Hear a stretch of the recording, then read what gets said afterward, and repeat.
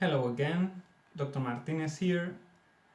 As you've studied and as your answers to the preceding questions have made it clear, discourse markers are deictic expressions because, like all deictics, they have a core meaning that doesn't change. For example, pronoun you always means addressee, but their interpretation in text changes every time they're used. For example, every time someone says you to different interlocutors, you takes on a different situated or contextual meaning. In addition, discourse markers are also deictic because they guide interlocutors' interpretation on the basis of a common ground. Before dealing with the issue of this video, I need to say a few words about the concept mark, because marker is a sort of a misnomer for this grammatical category. You've already studied what marks are. In fact, in Unit 1, we talked about some marks. For example, you know that t in walked expresses or marks past tense. The suffix ed, which is pronounced as t, the, or id, attached to regular verbs in English, that is a mark. The meaning of a mark is unequivocal. That is, it always means the same. Ed always expresses past tense, and s attached to nouns in English always means plural number. Discourse markers are not like this, and that's why the label marker is not a very appropriate one. However, we will still use the technical term discourse markers because that is the term that has been used in the literature for decades. Discourse markers are elements that simply signal. They don't mark. They simply signal. They are simply cues. Please look the equivalent of cue up in an English-Spanish dictionary. I was saying discourse markers are cues of what? Of contextual conditions, like the interlocutor's identity, the interpersonal relationship between the interlocutors, what comes next, or how what comes next is related to what has just been said, etc. For example, the Spanish discourse marker viste at the end of an utterance signals that what has just been said is taken as known information, information shared by the interlocutors. It doesn't really matter if the interlocutor knows or doesn't know that piece of information. We don't care, and that is not that's not the point. What we do know is that that piece of information is taken as or is assumed to be shared. Discourse markers are signals, just like road signs.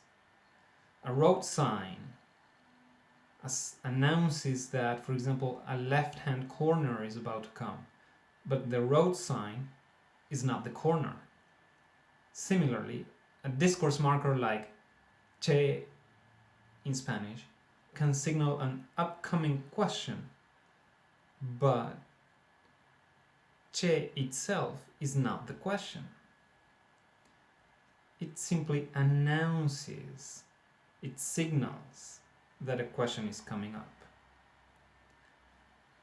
Why are discourse markers important in a unit in which we study interaction? Because in interaction, the interlocutors or the interactants need synchronization and a common orientation. And synchronization and a common orientation are not automatic, they're not given. It takes work and effort to achieve them. So, if I produce a discourse marker that typically announces that my turn is not over, you let me finish. Or if I produce an instance of no cierto, then my interlocutor understands that that is a good opportunity for her to begin her turn. Because discourse markers can orient interlocutors' attention to what came before, that is, they have anaphoric orientation, and some others can point forward, that is, they have cataphoric orientation. Because of this, they are useful to signal transitions, like closings, like beginnings, like digressions, like progression, like returns, etc. Discourse markers occur in gaps or interstices. Sometimes they simply fill a silence so that they're useful to retain the floor, to indicate that the turn is not over. We need to remember that discourse markers involve a number of different dimensions. Discourse markers are ties. They can signal the kind of relationship that exists between segments. But there are more dimensions. In addition to functioning as ties, that is to say, in addition to their cohesive function, discourse markers also express modal meanings and social meanings. So let's start with the basics, the fundamentals, the cohesive function of discourse markers. Like I said,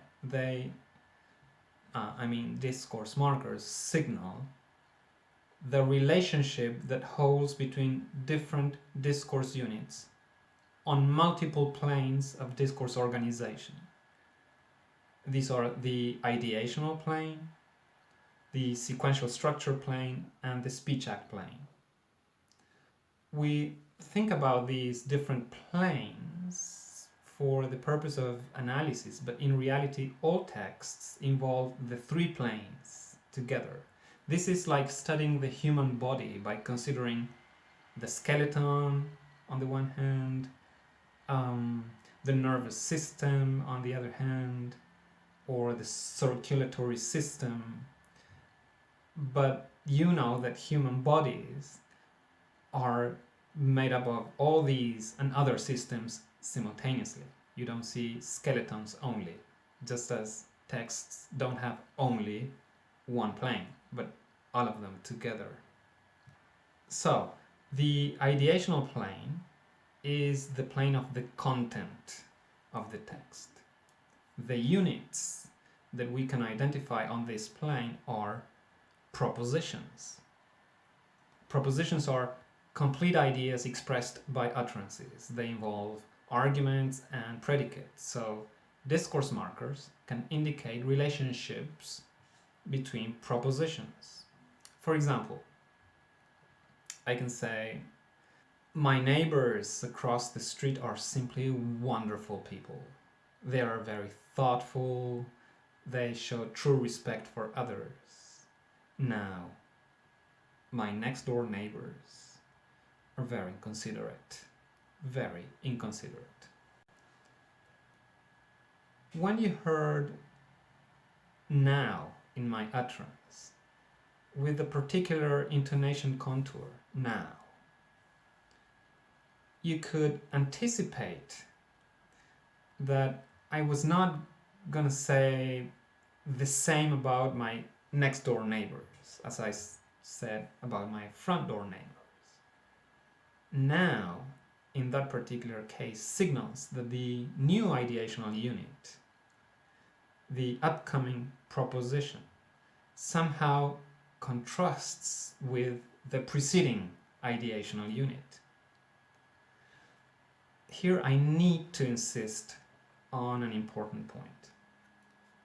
The relationship between the proposition, my neighbors across the street are very considerate, and my next door neighbors are not considerate. The relationship between those propositions exists regardless of the presence of a discourse marker. That is, the discourse marker does not establish the relationship, it simply signals, it simply indicates that there exists such a relationship. So, cohesion is not achieved by discourse markers. Discourse markers simply signal cohesive ties so that interlocutors find it easier to understand the text. Now, we've talked about propositions. Apart from propositions, what other units pertain to the ideational plane? Topics. Topics are more global than propositions. Topics are not expressed by utterances, by individual utterances. They are developed in text by producing several utterances about the same issue. Discourse markers can signal, for example, that a new topic or subtopic of the more global topic will be developed, will begin, or that a topic is abandoned for a while before a detour, before a deviation.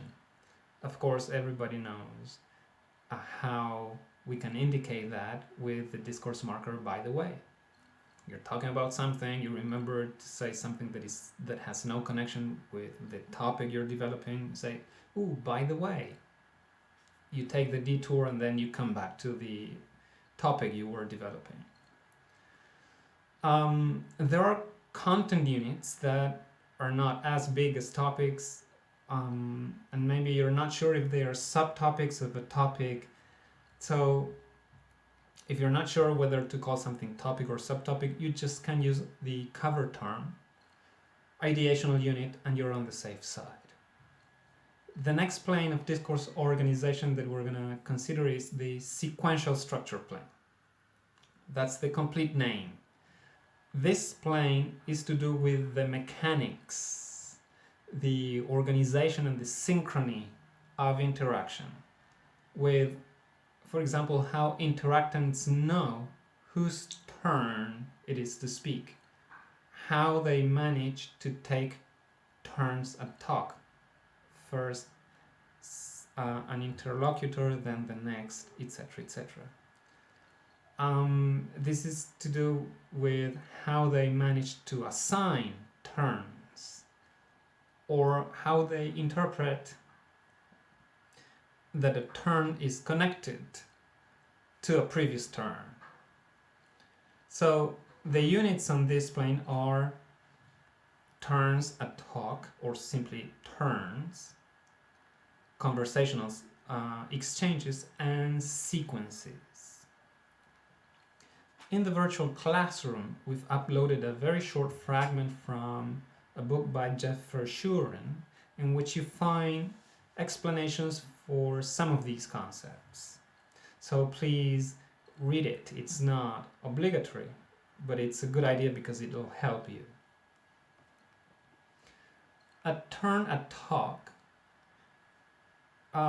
begins when an interlocutor starts to say something and finishes when somebody else starts to speak, when somebody else starts to make their contribution. Some turns can be very long, like the turns I produced on our live session the last time we met, last class.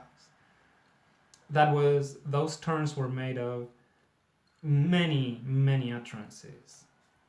And some other turns can be as short as one word, like yes, no, that's it. Some discourse markers, like viste, or in English, can signal the end of a turn. Others can signal that the turn is not over. And others can signal the beginning of a turn. For example, typically, well, in English.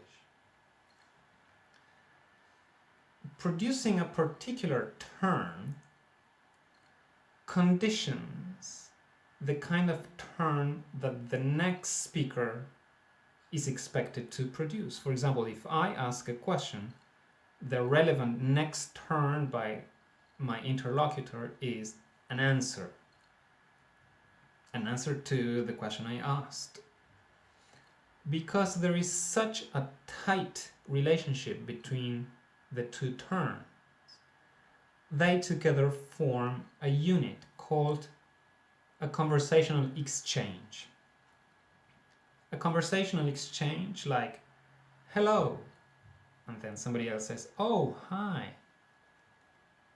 That is an exchange of greetings.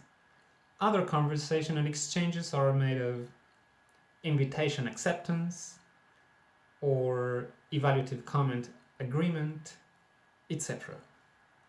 This is something you know already because you've been socialized to produce the relevant response after a particular turn is produced.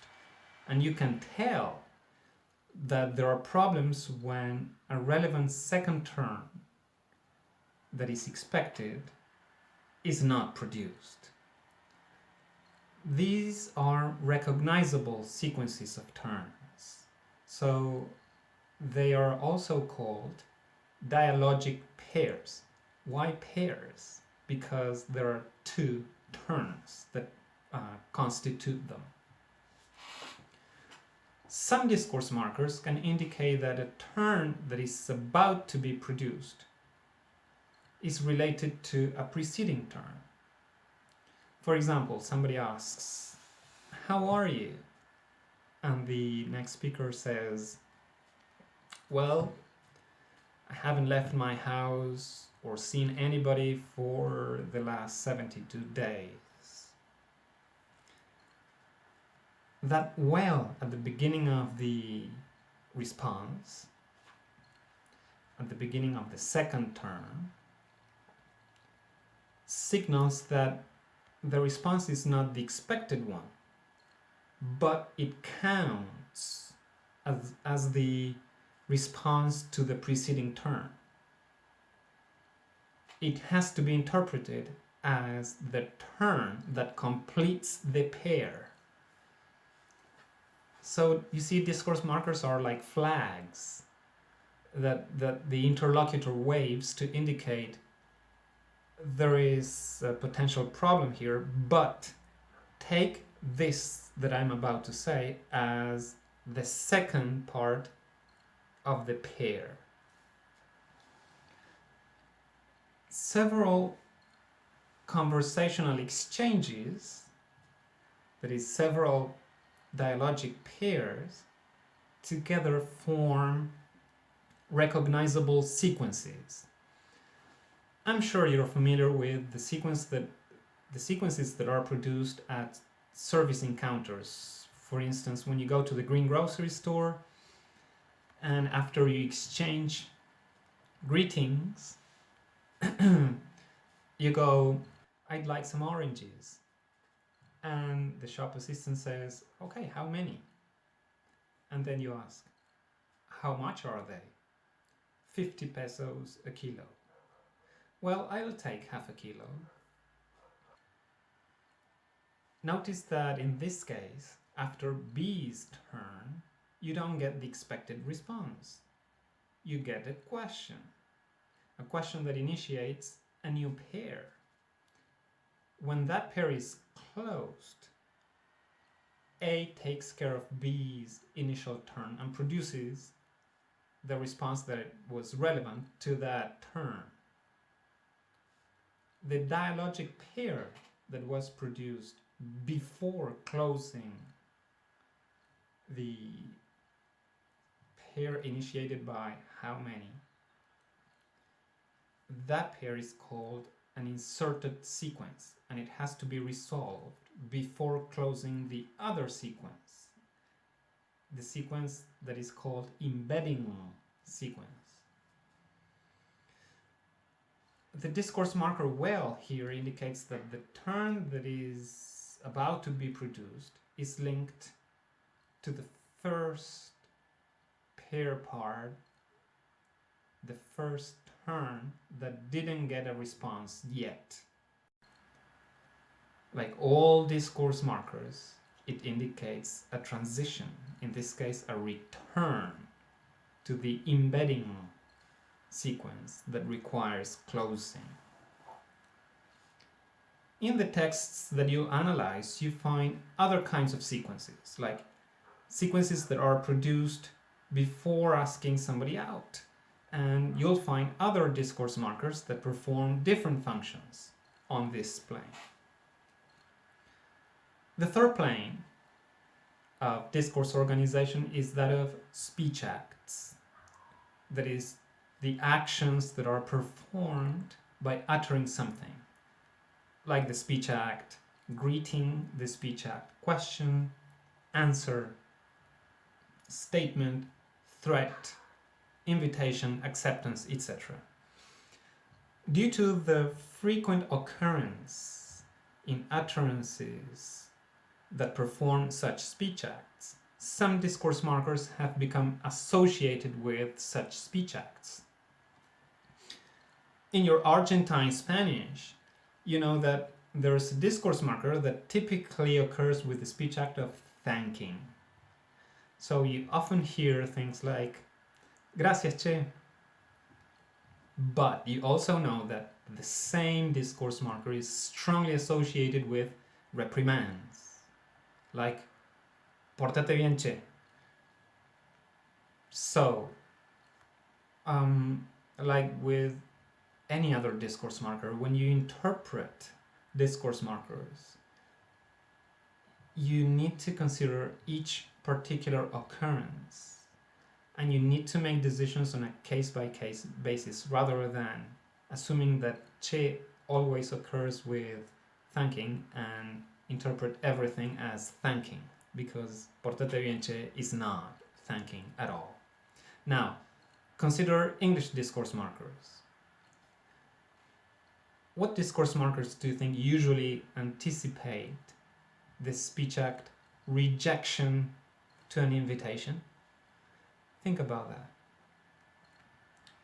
It's important that you remember that discourse markers act on more than one plane of discourse organization simultaneously. Now, start paying attention to what actual interactants do and use when you watch YouTube videos, TV interviews, films, or series. Notice what discourse markers interactants frequently use and what those expressions signal. Most of you are going to be translators, so if you watch whatever you watch with subtitles, notice if they appear in the subtitles, if the translation of the discourse marker appears in the subtitles, and notice how they are translated. If they are not translated and if they don't appear in the subtitles, you might want to wonder why that is the case.